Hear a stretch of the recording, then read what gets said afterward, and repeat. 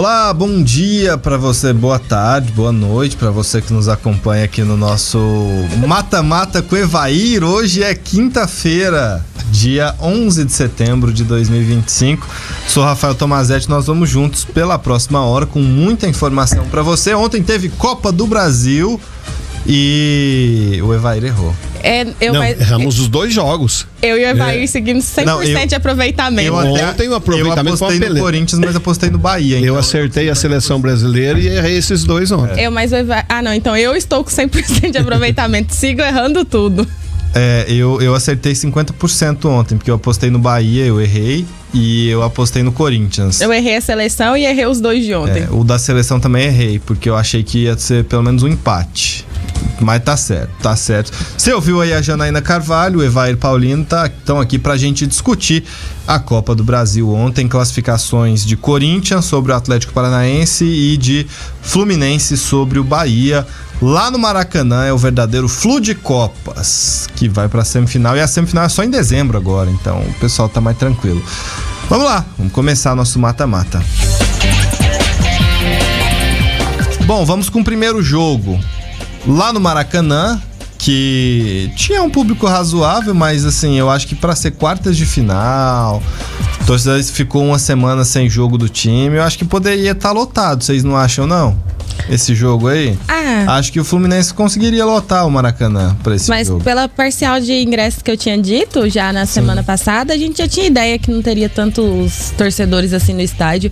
Mas assim, o Rio de Janeiro é uma cidade muito grande, né? Então fica longe pra poder a maior parte da população ir pro jogo. E foi cedo, né? Aí se for olhar pelo horário de trabalho ali da maior parte da população brasileira, fica difícil pro jogo. 48.669 presentes, 45.349 pagantes, uma renda de quase 2 milhões de reais nesse jogo ontem. O público foi razoável, mas sei lá, eu acho que um jogo de quartas de final, eu entendo a questão do horário da distância, realmente faz diferença lá no Rio de Janeiro, mas acho que poderia ter os seus 60 mil torcedores. Mas eu acho que o Fluminense não lotou nenhum jogo esse ano. O jogo, assim, apesar que o jogo no Maracanã que teve o maior público em 2025 foi o Fla-Flu no Carioca, mas só a torcida do Fluminense não lotou nenhuma vez. De fato não.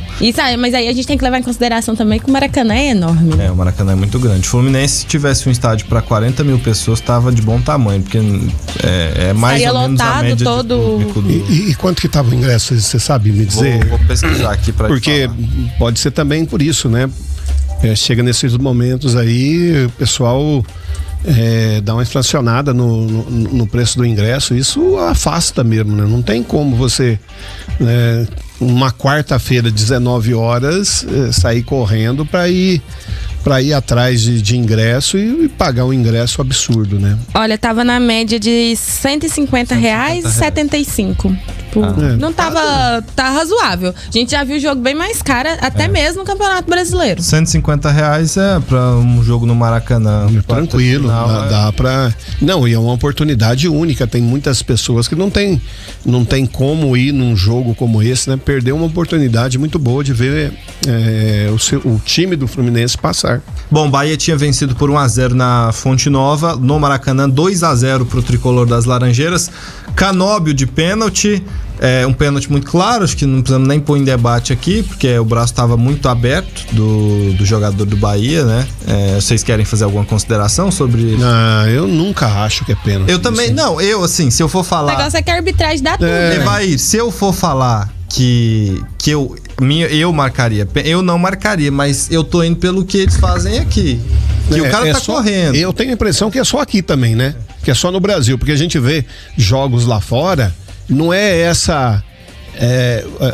Pênalti tem que ser pênalti. O tempo todo, aqui todo jogo tem pênalti. Não, e lá o jogador, aqui parece que o jogador busca a mão do cara, né? Ele chega ali viu que o cara tá dentro da área, ele dá um toque, ou tenta cruzar pra buscar a mão pra pedir pênalti. A minha afirmação aqui sobre a discussão é justamente porque eu sou do tipo de cara que, assim, pênalti pra mim tem que ser muito pênalti. Acho que até mais que o Evair. Aqueles toques sutis embaixo, muitas vezes você considera que desequilibra um jogador. Eu sou da linha mais de, tipo assim, pra marcar pênalti, porque um pênalti é quase gol. É quase gol. Para marcar pênalti, eu marco quando assim, tem realmente uma influência ali. E a maior parte das vezes o jogador tá se movimentando, então ele tá saltando, ele tá voltando. E como que você vai saltar com o braço encolhido? No caso de ontem, o jogador do Bahia tava correndo, né, pra voltar e ele correu. Como é que você vai correr com o braço de... Não tem jeito, correr com o braço pra trás, correr com o braço preso no corpo, não tem como. Mas e não sei se vocês repararam, virou um vício, né? Virou. Porque ontem mesmo teve uma pedida de pênalti do time do Bahia, que a bola bateu nitidamente na barriga do cara, mas os caras foram pedir. Na dúvida pedem. E o árbitro já ficou pronto pra marcar. Ele tava claramente pronto pra marcar. E o árbitro se esconde atrás disso, né? Porque foi visível, tava na frente dele que não pegou na mão. Né? E não sei se o VAR tem obrigação de chamar nesses lances ou não. Não, ele checa, se não tem. Se não tem, então acabou. Só que virou tanto um vício, tão automático, os caras, qualquer coisa já grita, o árbitro já fala, calma, que eles vão ver lá. Então. E ontem ele tava pronto pra marcar esse pênalti. Tava pronto, ele queria, se tivesse a oportunidade ali, ele compensaria, na minha opinião. Sabe qual é a sensação que dá? É que eles dão esse tipo de pênalti pra evitar a falação e o questionamento em cima deles. Não porque eles realmente acham que é pênalti, porque não é possível que eles não tenham a mesma visão que a gente. Assim, a gente não é só nós três aqui, né? A gente num contexto geral no país. Bom, aí o Canóbio converteu o pênalti na reta final do jogo. O Thiago Silva fez o gol de cabeça que classificou o Fluminense direto, sem precisar de pênaltis. Eu até achei que ia pros pênaltis. Só que o Bahia jogou muito mal ontem. Muito mal, muito abaixo, né? Muito mal. Só foi pra se defender e não conseguiu um contra-ataque. Não conseguia sair daquela marcação imposta ali pelo Fluminense o tempo todo, as mesmas jogadas. Era a hora de aparecer os melhores jogadores do Bahia, né? Aparecer um capitão, aparecer um cara que possa saber segurar a bola na frente para sua defesa dar uma respirada, mas mesmo assim, em momento nenhum, o Bahia sequer teve o contra-ataque. Aí, ó, o motivo pelo qual eu não sou a favor da retranca. Tá ganhando de 1-0, pra que deixar o time lá atrás? Você vai atrair. Tudo bem que não é todo jogo que você tem o poder de sair e atacar, né? Depende ali da situação. Mas você atrai o ataque todinho do seu adversário pra dentro da sua área. O Bahia, a impressão que eu tive é que o Rogério armou o Bahia pra se defender mais do que atacar. E quando o Bahia precisou atacar, não soube. Isso acontece muitas vezes quando o time é armado para se defender e precisa atacar e toma um gol, desmorona. Isso é muito comum, a gente vê muito isso acontecer no futebol brasileiro. E a avaliação que a gente fez aqui não é só nossa não, o Rogério Ceni concorda com a gente. Ele disse que o time foi muito mal ontem. Vamos ouvir o treinador do Bahia. Acho que nós nem com troca, sem troca, não jogamos absolutamente nada. Não conseguimos ter o controle de jogo nenhuma vez, não tivemos pouca coragem para jogar o futebol que é de costume da gente. Então, assim, não podemos nem brigar. Acho que até nos defendemos bem em linha baixa durante boa parte do jogo. Nos defendemos bem quando não tínhamos a bola, mas com a bola fomos praticamente nulos. Não conseguimos jogar de trás, não conseguimos tabelar na frente, não conseguimos ter. O que esse time tem de bom é a aproximação e o jogo construído. Fora isso, até diante das opções que a gente tinha, não tem muito como fazer um jogo aéreo, bola longa, enfim. E nós nos aproximamos, não jogamos, não temos nem como reclamar, nem vir aqui reivindicar alguma coisa ou reclamar de um pênalti, qualquer coisa. Não jogamos absolutamente nada daquilo que nós não fizemos, não colocamos em prática nada do que nós treinamos na semana e propusemos para esse jogo. Tá aí o Rogério Ceni, treinador do Bahia, que foi realista, não quis colocar a culpa na arbitragem, não, muito coerente da parte dele, né? Porque, como ele disse, em momento nenhum sequer contra-ataque, né? E isso, aquilo que ele falou, o time do Bahia é um time que tem controle do jogo, né? Mas mesmo assim, ontem, sequer 2, 3 toques na bola não conseguia. Tá, ele poderia ter ali chorado por conta do pênalti, né? Que é questionável por conta do contexto, né? Mas É como ele falou, não fez mais nada, vai adiantar o quê? Reclamar ou jogar a culpa em alguém? Sim, e se o Fluminense, pelo andar da carruagem, não tivesse feito aquele gol de pênalti, faria de outra forma, porque embora não tenha sido uma atuação brilhante do Fluminense, foi eficaz e o tricolor das Laranjeiras atacou mais, bem mais, buscou mais o gol e parecia que ia chegar lá, tanto é que depois chegou ao segundo gol no cruzamento que o Thiago Silva colocou na rede, mas Rogério tem razão e eu acho importante essa lucidez nos treinadores, porque em cada 10, acho que pelo menos 7 ali iam falar, porque teve o pênalti, não sei o quê. Não, e eu acho também que ele foi surpreendido no esquema tático do Fluminense. Né? Aí entra o mérito do time adversário, né? Que marcou pressão e não deixou o time jogar. Então, o lado psicológico do Bahia é aquele time que sabe ter a bola, que sabe tocar, que sabe cadenciar e tal. Como não conseguiu isso, acabou sendo surpreendido. O Fluminense que jogou com o Canóbio e o Serna, o Keno que costuma jogar como titular, por exemplo, e o Cano também ficaram de fora. O Fluminense teve Canóbio, Serna e o Everaldo no comando de ataque. Esse foi o time que o Renato colocou em campo. Teve o Hércules também, que não era titular, tem ganhado mais espaço no time depois da Copa do Mundo de Clubes. Ele fez uma boa Copa do Mundo, né?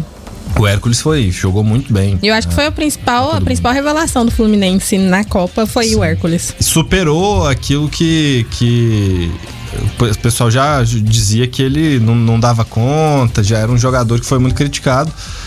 Até o pessoal falava que ele estava na noite, tudo que o pessoal, depois que cobre o Fluminense, até disse que não tinha nada a ver, que era só uma má fase mesmo, enfim. Hércules se superou. A gente vai pro primeiro intervalo, daqui a pouco nós vamos... Antes do intervalo, queria te perguntar. O quê? Depois você pode responder. Quantos milhões levou o Fluminense? Posso responder. Beleza. Intervalo, daqui a pouco a gente volta.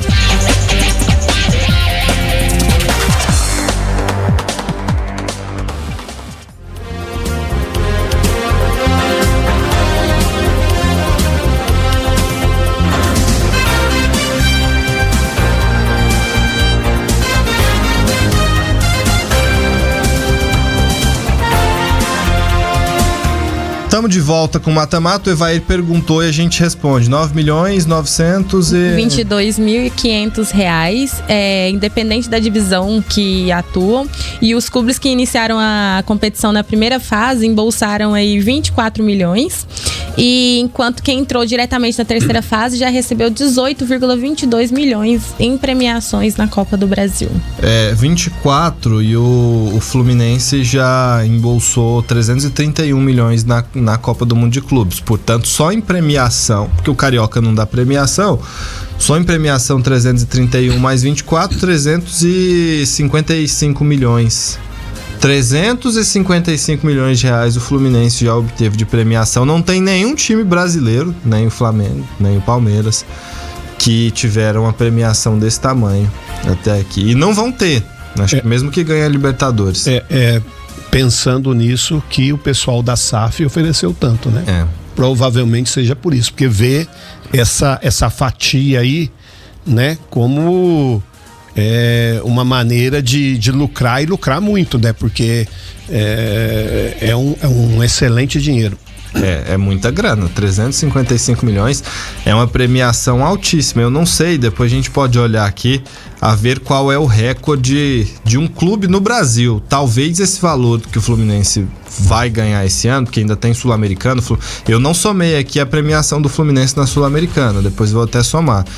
Mas se o Fluminense ganha a Copa do Brasil, se ganha a Sul-Americana, ou que vá para a final da Copa do Brasil e ganhe a Sul-Americana, que pare na semifinal, eu acho que pode ser que seja o clube que bata um recorde esse ano de maior premiação da história. Premiação esportiva, não receita total, mas premiação esportiva, porque é raro um clube ganhar tanto com recursos que vêm de premiação. Bom, o último jogo do Fluminense pela Sul-Americana foi 19 de agosto? Foi. 3,8 milhões que ele acumulou na classificação para as quartas. De reais ou de dólares? De reais. E aí, aqui não fala por fase, né? Mas Então, só nessa fase, mais quase 4 milhões. O Fluminense já arrecadou 360 milhões de reais, então, em premiação no ano. É muita grana. Não, olha lá, na Sul-Americana já acumulou 11,2 milhões em premiação. Então, mais ainda. Então, 366, quase 367 milhões de reais o Fluminense já angariou em premiação. Tem que fazer o desconto do imposto lá da premiação do Mundial de Clubes, mas é um valor muito expressivo. Só teve impostos que eram SAF. Não, mas o Fluminense também tinha que pagar imposto. Tinha? Tinha. Todo mundo que ganha, que... Então era uma taxa maior quem era SAF. SAF. Porque você tem que pagar... Não, é porque assim, você tem que pagar o imposto dos Estados Unidos pra mandar o dinheiro pra cá. E aí os clubes tentaram, de alguma forma, amenizar lá, criar alguma empresa nos Estados Unidos, enfim, mas todo mundo teve que pagar imposto porque é transferência internacional.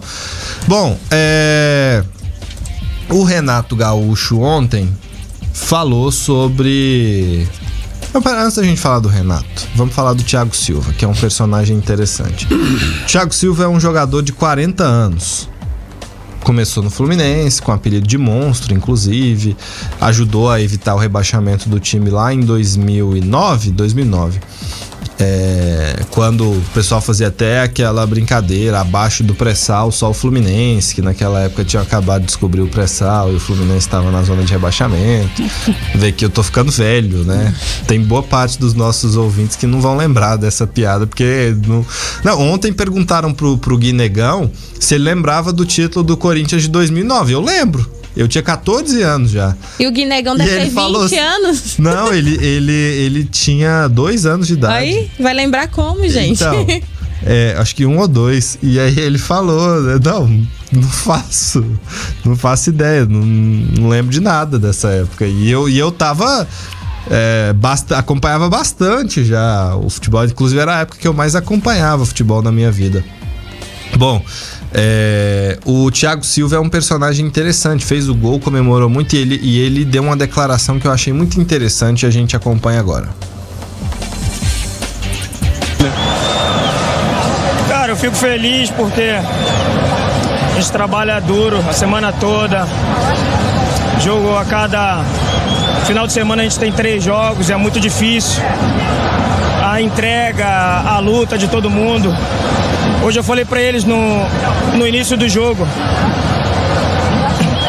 independente do que aconteça durante os 90 minutos, cara, entregue tudo que vocês têm. A gente não tem outro jogo. Eles fizeram o papel deles lá e tenho certeza que a gente vai fazer o nosso aqui. Só que eu não sabia que seria dessa maneira tão bonita pra mim, com as cores do Fluminense. Momento especial, momento que eu fico muito feliz de poder ajudar de alguma maneira. Na Libertadores ano passado eu fiz contra o Grêmio, a gente classificou nos pênaltis. Hoje mais uma vez. Mas do fundo do coração eu não quero parar aqui. Eu quero chegar em dezembro e comemorar um título. Porque eu sei que praticamente vai ser o último da minha carreira. Então, foi uma declaração importante porque ele já dá indícios que já tá pensando em parar. Porque quando ele fala que praticamente vai ser o último da carreira se for campeão, e já tá com isso em mente. E assim, não tô expressando torcida aqui, mas pra um cara igual o Thiago Silva era merecido terminar a carreira com um título, né? Até acho que ele não termina esse ano. Mas ele já tem 40 anos, né? Sim. Então, às vezes, o corpo já não tá mais... vai fazer 41, né? O aniversário dele é setembro. Dia 22. Então. Ele... Talvez o corpo dele já esteja cansado. Não tá tendo uma sequência de lesões. Talvez ele também não queira chegar a isso, né? Vocês gostam muito dele, né? Desculpa decepcionar, mas assim, sempre foi. Fez uma... sempre foi um jogador, um bom profissional, né? Que teve muitas oportunidades na carreira, né? E eu acho que merece, sim. Merece terminar o ano aí com um título, né? E ele tem 2 para disputar, né? Sul-Americana e a Copa do Brasil para ser campeão, porque no brasileiro é difícil para Fluminense. E esse é um aspecto importante, porque o Fluminense tem 2 títulos que ele pode levar. Ele tem grandes possibilidades de levar 2 títulos. Eu diria que na Sul-Americana até maiores as possibilidades, porque na final pode pegar um Cruzeiro, por exemplo, que é um time difícil. até o próprio Corinthians, que é mais complicado do que os times que estão na Sul-Americana. Tem um Atlético Mineiro, né? Na Sul-Americana também, mas... Que provavelmente deve chegar também a uma final, né? Os demais times, eu acho, inclusive o próprio Lanús que o Fluminense vai pegar, acho o Fluminense bem superior. Na Série A, o Fluminense tá com 28 pontos, tá em 9º lugar. Campeão não vai ser, a distância pro Flamengo é de 19 pontos. E o Fluminense tem um jogo a menos, mas enfim, é 19 pontos. O Fluminense tem um jogo a menos, mas o Flamengo também tem um jogo a menos. O Fluminense precisaria, pra tirar de vantagem aí do Flamengo, 7 jogos. E torcer pro Flamengo perder 7, né? Exato. Teria que não vai acontecer. Então o Fluminense não briga por título e eu acho que dificilmente briga por uma vaga de G4 e de G6. Que a diferença hoje pro G6 já é de 7 pontos. Times que estão no G6 até falham, mas não vão perder tantos pontos assim. Enfim, isso posto, o Fluminense tem 2 títulos para disputar que o Evair citou, Copa do Brasil e Copa Sul-Americana. E aí, perguntaram pro Renato ontem, o time vai abandonar o brasileiro? O que será que ele respondeu? Vamos ouvir o comandante tricolor. O importante e o mais importante é que nós avançamos hoje, né? Então, essa tua pergunta, sim, agora sim. Por quê? Vou te adiantar, inclusive, que você deve saber, né? Porque a semifinal é dia 10 e 14 de dezembro. Até lá o Campeonato Brasileiro já acabou. Então a gente vai esquecer a Copa do Brasil agora, entendeu? E depois a gente vai, pode ter certeza, voltar a pensar nela. Até lá, no próximo sábado, nós temos o Corinthians pelo Campeonato Brasileiro. E na próxima terça-feira a gente já tem a Sul-Americana, que a gente vai mirar também a Sul-Americana. Mas não vão deixar o Campeonato Brasileiro de lado. Então, quando muita gente que muda a equipe para jogar o Campeonato Brasileiro, muita gente acha que não é necessário. Sim, é necessário, por causa do desgaste. Porque se eu estou mudando, eu confio em todo mundo. Eu falo para vocês, as oportunidades chegam para o jogador tem que estar preparado. Então, se nós estamos andando nas 3 competições, é porque os jogadores, o grupo todo, quem entra, não importa se começa, se entra, não importa se é Campeonato Brasileiro, Sul-Americana, Copa do Brasil, eles estão dando conta do recado. É isso que eu quero deles. Então, a partir de amanhã, hoje vamos comemorar sim, e a partir da manhã a gente já pensa no Corinthians pelo Campeonato Brasileiro. E aí sim, a partir de domingo, que a gente vai treinar também, a gente volta a pensar na Sul-Americana. Mas a Copa do Brasil, como eu já te falei, está lá para depois do Campeonato Brasileiro. Então nós temos um bom discurso até lá, porque nós temos já uma semifinal de uma das Copas. O Renato diz que no brasileiro não fica de lado, que o time vai querer ganhar a Sul-Americana sim. Eu acho que essa é uma afirmação importante, porque mostra que o clube também mira a Sul-Americana. Só que eu vou dar minha opinião aqui. Acho que o Fluminense vai jogar o brasileiro assim meio blasé. Que a gente conseguir de ponta aqui, beleza. Não caindo, tá ótimo. Quer chegar nos 45 e pronto. Mas tem que ficar esperto, hein? Tem que ficar esperto que a água tá batendo ali no bumbum já que... Hoje a diferença é de 6 pontos. Se tomar 2 porradas aí, fica muito difícil. E o campeonato ainda tem muita coisa pela frente, né? O Fluminense, ficar esperto. Eu acho que o Renato vai querer, vamos chegar logo nos 45, a gente chegou nos 45 e aí a gente vai, como ele disse... Quanto você falou que tava? 29? 28 pontos. O próximo jogo do Fluminense já é uma briguinha ali embaixo, né? Que é Fluminense e Corinthians. Corinthians que tá ali no meio da tabela também. Aí depois pega o Botafogo, um clássico, depois vem o Sport, depois o Atlético Mineiro, todo mundo ali precisa vencer. Eu acho que é uma sequência boa pro Fluminense atingir os pontos necessários, viu? Não, é uma sequência boa pro Fluminense, só porque ali todo mundo precisando pontuar, né? Então, não, mas todo mundo precisa pontuar. Mas na parte de baixo ali é o povo, por exemplo, o Atlético Mineiro. Não, eu entendi, Mineiro. Eu tô brincando. Mas o Corinthians, se empatar no Maracanã, tá ótimo pra ele. Sim, tá. o Atlético Mineiro também vai jogar no Maracanã, então se empata também é bom. E aí vai perdendo pontos e é onde mora o perigo, né? E o brasileiro tem premiação pela posição que você termina também, né? Quanto mais alto você termina, mais premiação você ganha. Intervalo, daqui a pouco a gente volta e aí nós falaremos do Corinthians, que eliminou o Atlético Paranaense sem sustos.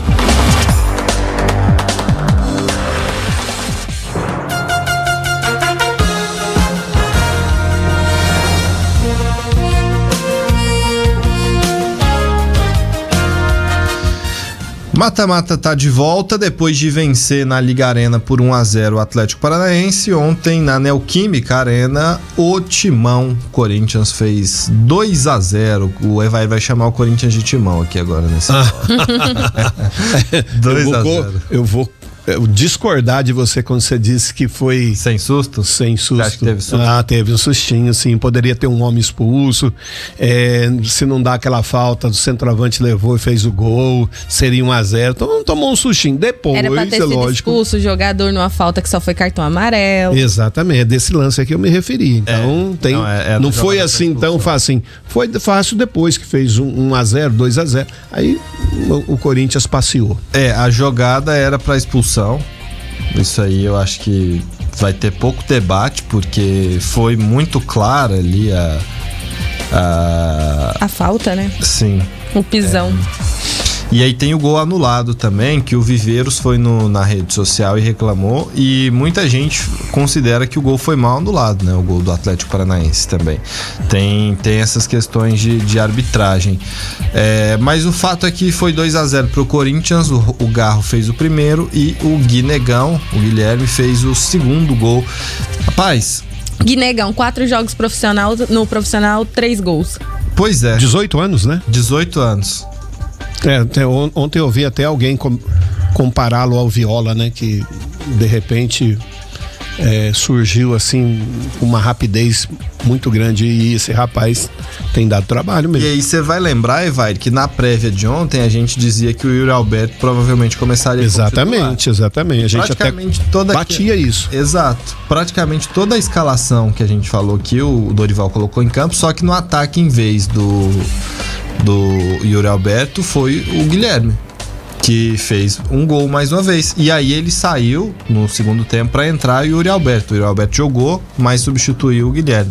Não, e um gol e uma assistência ontem, né? Ainda Sim. tem esse detalhe, que além de fazer gols, ainda ajuda. É muita personalidade, porque você chegar a vestir a camisa de um clube que tem uma torcida como o Corinthians tem, e entrar na posição de um cara que era um dos mais queridos da torcida, que é o caso do Yuri Alberto hoje.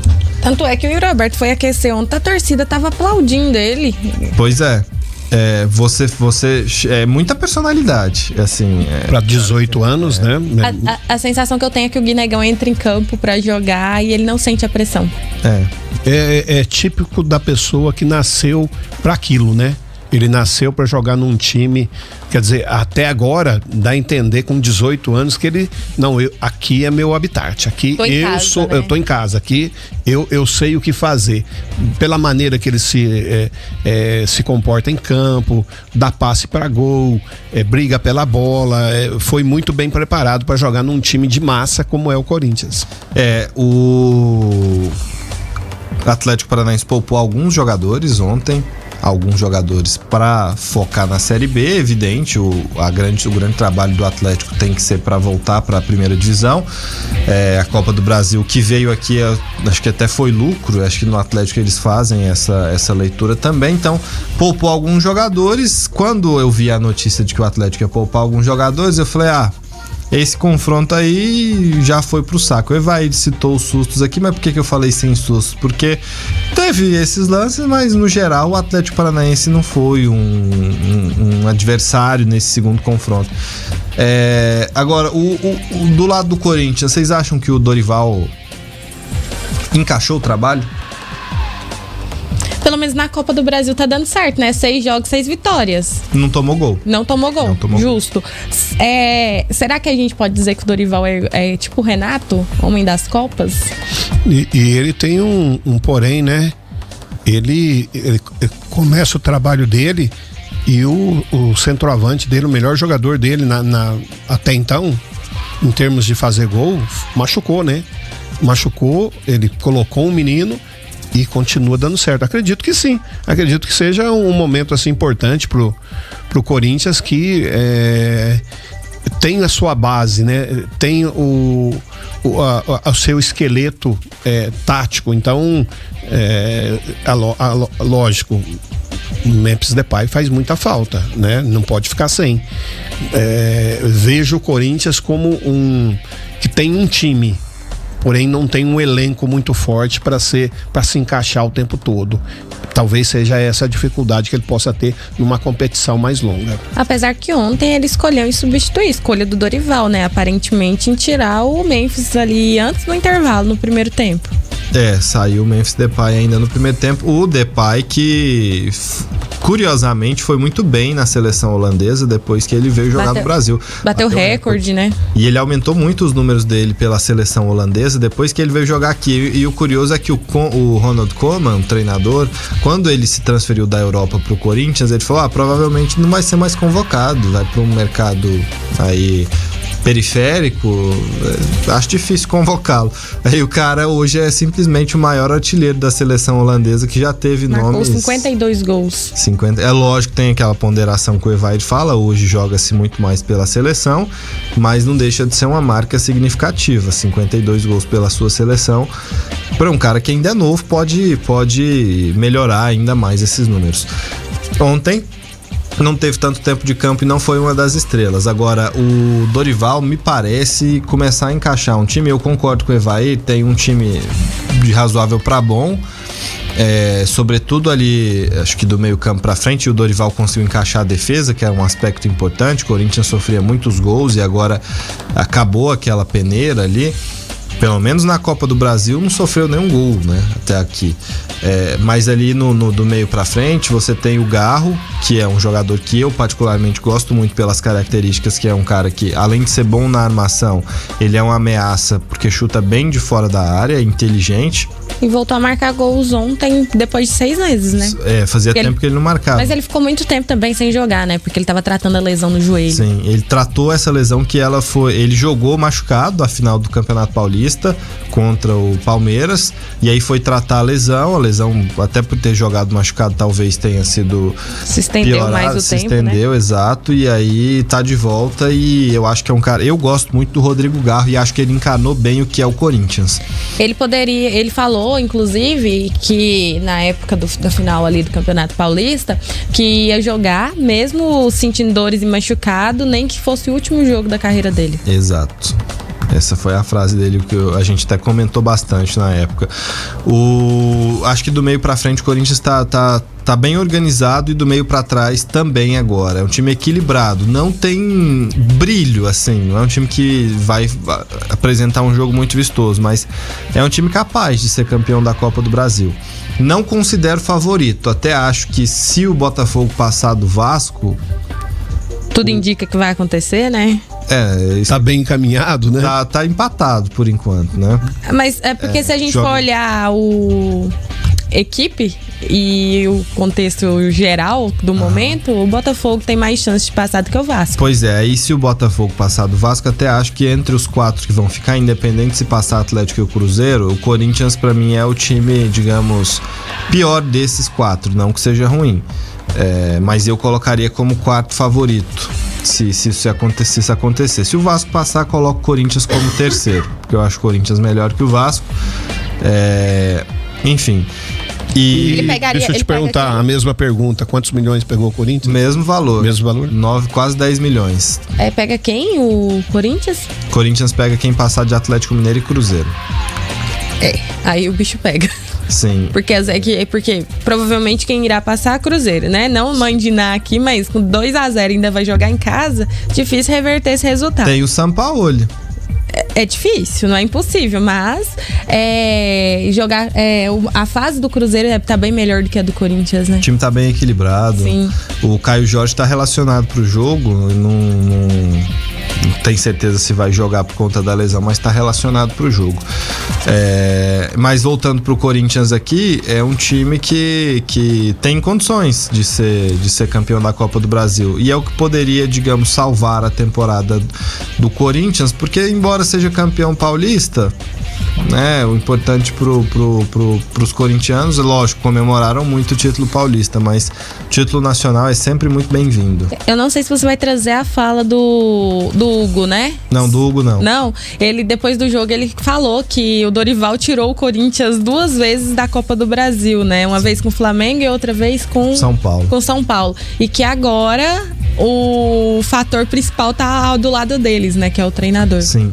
Falar em Hugo Souza, antes da gente ouvir o Dorival, no próximo bloco a gente ouve o Dorival sobre essa disputa no ataque. Hugo Souza passou o Dida, foi a 8ª defesa de pênalti dele. Ele é o 4º goleiro que mais pegou pênaltis com a camisa do Corinthians. E o cara tá lá tem pouquíssimo tempo. Impressionante. Pega muito pênalti. Hugo. Impressionante, porque o Dida era a sumidade, né? A Dida era acima da média. Sim. E o Hugo também é outro, né? Que assim como o Mateuzinho saiu de um time com torcida grande, que foi o Flamengo, e foi pro Corinthians e se sentiram em casa, né? E o problema da torcida, a torcida não foi um problema pra eles, né? Não foi um peso. E o Hugo ficou muito se sentiu muito acolhido ali no Corinthians, e eu acho que isso faz com que ele tenha tão bons resultados lá no time. Vocês acham que o Ancelotti convoca muito o Hugo pensando nessa habilidade dele de pegar pênaltis? Não, acho que não. Eu acho que o principal ele tem o seu titular, depois os outros dois são escolhidos entre ele e o Tafarel ali. Eu acho que são situações assim que pode se levar em conta, porém não pesa tanto por não isso. vai numa disputa lá, não vai sacar o Alisson para colocar o Hugo. Porque tem treinador que faz isso. Tem. Eu acho uma loucura. Eu lembro da Copa no Brasil que a Holanda era o Silesen o titular e colocou eu não vou lembrar o nome do goleiro que entrou, mas era o Silesen o titular, entrou outro goleiro e inclusive deu certo, ele pegou. Eu acho isso uma loucura, porque eu já vi acontecer outras vezes, né, em outros campeonatos, o goleiro entra frio, gente, aí o goleiro entra frio pra uma disputa de pênalti, eu acho uma loucura sem fim. Bom, a gente vai para mais um intervalo, daqui a pouco a gente vai ouvir o Dorival e vamos falar também de Botafogo e Vasco, o jogo que define mais um classificado, e teremos um carioca na final, isso aí é o banco. Intervalo, daqui a pouco voltamos.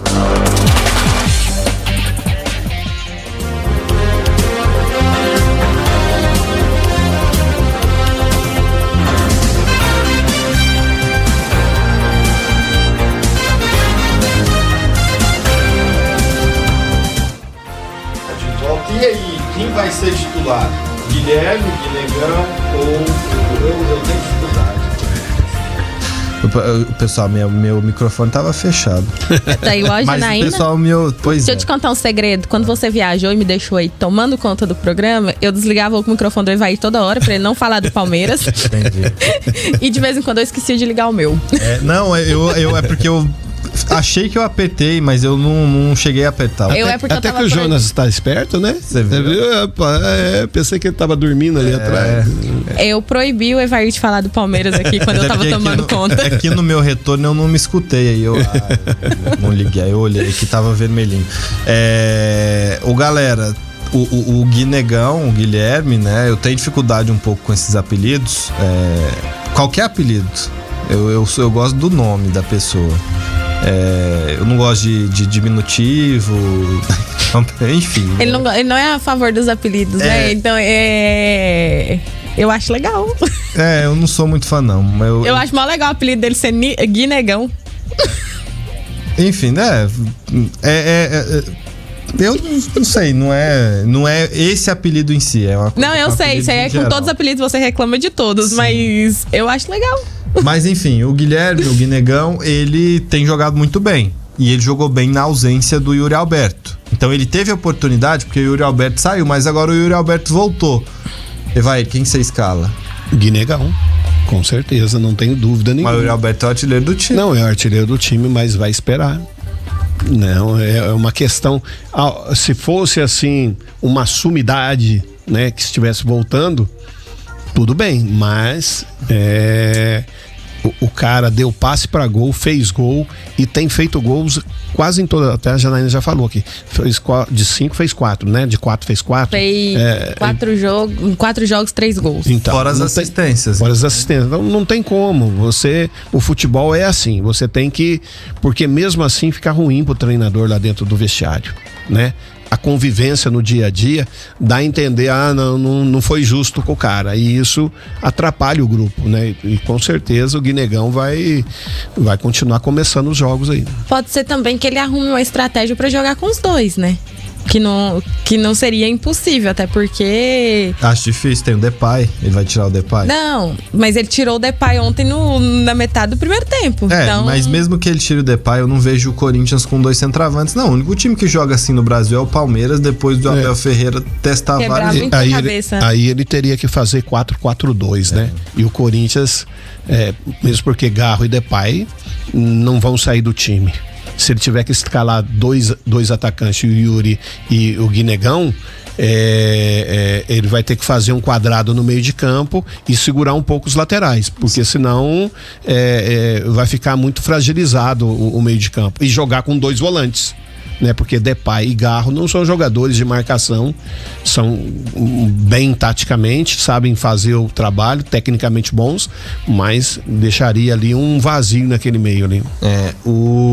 Aí você tem, o Corinthians tem 2 laterais, tem apoiado bastante, especialmente o Matheus. O Mateuzinho tem ido muito ao fundo e sido uma arma importante. O Dorival foi questionado sobre o fato desses 2 atacantes estarem disponíveis e em boa fase, e ele respondeu sobre isso ontem, depois da vitória diante do Atlético Paranaense. É uma concorrência diária. Por isso que é necessário que você tenha sempre um elenco forte, um elenco um pouco mais composto, para que você tenha uma briga frequente e constante por posições. Eu acho que um jogador motiva o outro, e isso faz com que exista um crescimento. Não só o Gui com relação ao Yuri, mas provoca também uma situação em todos os meias e atacantes que estejam atuando. Eu acho que é isso que é importante, e eu espero que nós continuemos com esse propósito. Naturalmente que a minha função é tentar errar o mínimo possível e ser assertivo nos momentos de definições, provocando e proporcionando a esses atletas aí a possibilidade de darem o seu recado nos momentos em que forem chamados. Nós estamos aí com pelo menos mais 6, 7 garotos sendo preparados, trabalhando diariamente, evoluindo em muitos conceitos, assim como todos esses jogadores de um modo geral vêm numa crescente. Eu estou muito satisfeito com o que nós temos visto individualmente de cada jogador, o entendimento que eles estão tendo, a preocupação em quererem melhorar. Eu acho que isso daí é um ganho considerável individual que está fazendo uma diferença coletiva na equipe. Acho que essa fala do Dorival é aquela para contemporizar, falar que ficar feliz porque tem 2 bons jogadores, mas ao mesmo tempo que é bom, é um problema pro treinador lidar, né, Evair? Porque um cara como o Yuri Alberto, se ele ficar muito tempo no banco, ele começa a... arrumar problema, né? Não digo arrumar problema, mas ele começa a se sentir mal, como é para qualquer profissional, não é um demérito. Se você é um bom ativo, você sabe que em muitas outras equipes daquele campeonato, por exemplo, você conseguiria jogar, eu tô falando que ele vai fazer isso, mas você começa a se sentir mal também, né?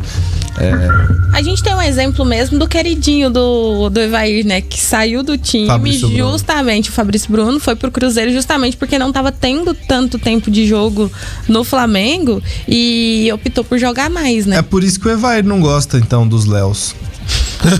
É porque tirou o favorito dele. Agora eu entendi tudo. Tá tudo explicado. Não, nada disso. Eu acho o seguinte, é uma discussão válida, porém é um problema bom para ele, querendo ou não. É um problema que todo treinador quer ter, né? Todo mundo quer ter 2 bons jogadores. Mas tem que ser bom de grupo, você levar. Aí é outra situação, né? Aí precisa ser profissional. Você leva pro lado profissional. Se ele gosta ou não, faz que nem os italianos faziam muito. Tá nem aí e segue em frente. Segue em frente, porque se o cara tá lá dentro fazendo gol, o outro espera, não tem jeito. E é uma situação que preciso ter muita consciência, porque o salário é pago, né? Acredito eu que os salários sejam pagos e precisa saber se tá se comportar dentro de um grupo. Então, eu acho que é um problema muito bom pro treinador isso. Bom, hoje no estádio Newton Santos tem Botafogo e Vasco. 9h30 da noite, primeiro jogo terminou empatado e quem vencer no Newton Santos, no bairro de Engenho de Dentro, já foi lá no Newton Santos, você vai? Algumas vezes. Longe, né, pra você assistir o jogo. Longe, mas perto do aeroporto também, né? Pra pegar pertinho do aeroporto, pra gente que jogava muito, conseguia jogar ali e já correr pro aeroporto ali do lado. Mas você chegou a jogar no Newton Santos? Eu cheguei a jogar. Eu fiz jogos beneficentes. Ah, tá. Entendeu? Não profissionalmente, Entendi, mas entendi. assim, jogos de festa eu já tive a oportunidade e ainda era gramado natural.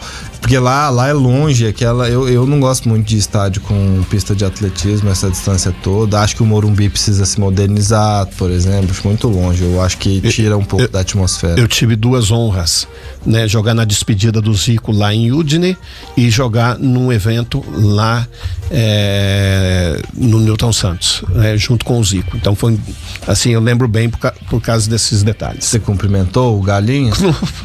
Cumprimentamos, tirou foto, né? E ter a oportunidade de estar perto de um craque como aquele é bacana. Próxima vez que você for, tem que me levar. Vou trazer uma foto, tá? O Botafogo, que vai ter alguns problemas, o Vitinho não deve jogar.